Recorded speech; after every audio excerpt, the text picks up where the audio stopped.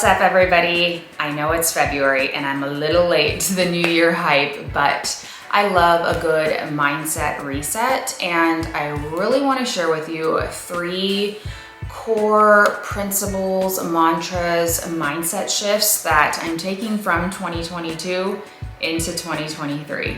It's been a minute since I've made a video, so if you're already subscribed, welcome back. If you're new around here, what's up? I'm Ariane. I am a day trader of stock options. I basically day trade the same ticker over and over again. I'm a pretty simple gal, so I stick to simple strategies, and I'm not a big fan of holding trades overnight. So most of what I trade, I am in and out within an hour. My channel is filled with videos with step-by-step trade ideas, but how you gonna win if you ain't right within? You know what I'm saying? That's a Lauryn Hill song, by the way. What I mean is achieving success requires a version of yourself that you might not be yet. And every professional day trader knows that mindset is everything. So let's get into it.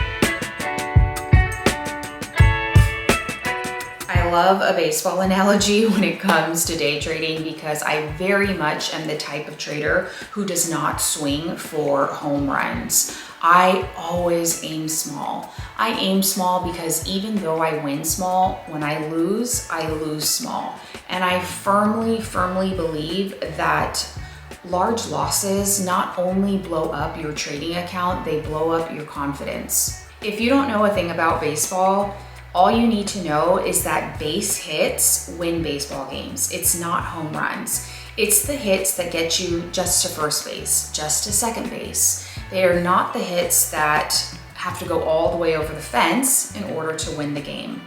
That is actually science. Like, there is a science of hitting in baseball, and I'm gonna play this clip from Warren Buffett to back me up. But Ted Williams wrote a book called The Science of Hitting. And in The Science of Hitting, he's got a diagram, shows him at the plate, and he's got the strike zone divided into 77 squares, each the size of a baseball. And he says, if I only swing at pitches in my sweet zone, which he shows there, and he has what his batting average would be, which is 400. If he had to swing at low outside pitches, but still in the strike zone, his average would be 230. He said the most important thing in hitting is waiting for the right pitch. Now, he was at a disadvantage because if the count was 0-2 or 1-2 or so on, even if that ball was down where he was only going to bat 230, he had to swing at it. In investing, there's no called strikes. People can throw Microsoft at me and, you know, you name it, any stock, General Motors, and I don't have to swing. And nobody's going to call me out on called strikes. I only get a strike called if I swing at a pitch and miss. So I can wait there and look at thousands of companies day after day, and only when I see something I understand and when I like the price at which it's selling, then if I swing, if I hit it, fine. If I miss it, it's a strike. But it's an enormously advantageous game, and it's a terrible mistake to think you have to have an opinion on everything. You only have to have an opinion. In day trading, you have a million opportunities to swing. You have balls coming at you left and right. Even after I narrow down all those opportunities, meaning I'm waiting for my setup, even when I am in my strike zone, even when I'm in my sweet spot, meaning my setup is there, I still wait for the perfect pitch. I still wait. I don't swing if it's not perfect. Even if the trade runs away without me and wins, I don't beat myself up about it because I know that there's another opportunity waiting right around the corner, and there's no penalty for not taking the trade. Let me say it again for the traders in the back. Wait for the perfect pitch. Okay, also I love a baseball analogy because I have a son who plays baseball and my husband is the coach, so I can't not mention that. All right, this is rule number 22 in Doug Zaleski's 25 Rules of Trading Discipline. I've talked about this before in other videos. He says, a bricklayer shows up for work every day of his working life and executes with the same methodology, brick by brick by brick. The same consistency applies to traders as well. I have not changed my trading methodology and execution strategy in 20 years. You'll never find long-term success in day trading if you keep jumping around from strategy to strategy. In the beginning, that's okay, right? Because you have to find out what's profitable, what you enjoy trading, but ultimately you have to find a strategy that you can trade so consistently, you're trading it almost robotically. One day, I hope to be the most boring day trader. Like, I don't wanna be a day trader who gets an adrenaline spike when I hit the submit button to enter my position. I wanna be able to, and I do now, I'm able to enter my position and walk away from my computer because I know that once I'm in, I'm only doing one of two things. I'm either stopping out or I'm taking profit. I'm not using any kind of discretion once I'm in my position.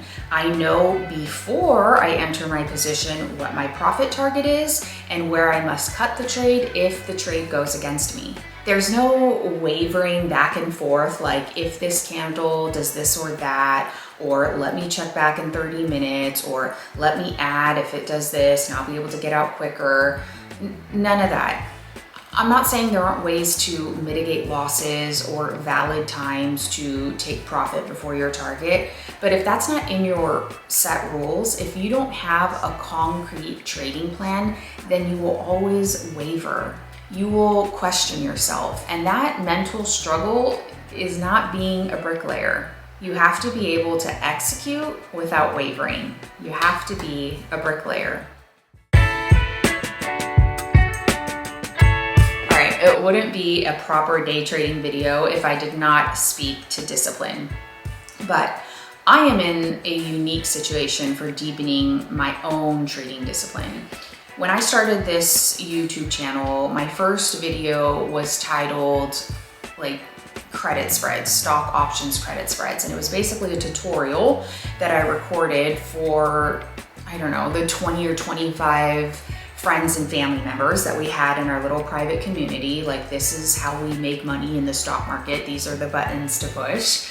But as that community grew, so did the level of discipline required in my own trading, because I'll tell you what, there is no quicker way to be both humbled and criticized than to share your actual trades with hundreds of people on the internet. Yeah, that'll toughen you up really quick. Whether you lose or you win, you'll be scrutinized.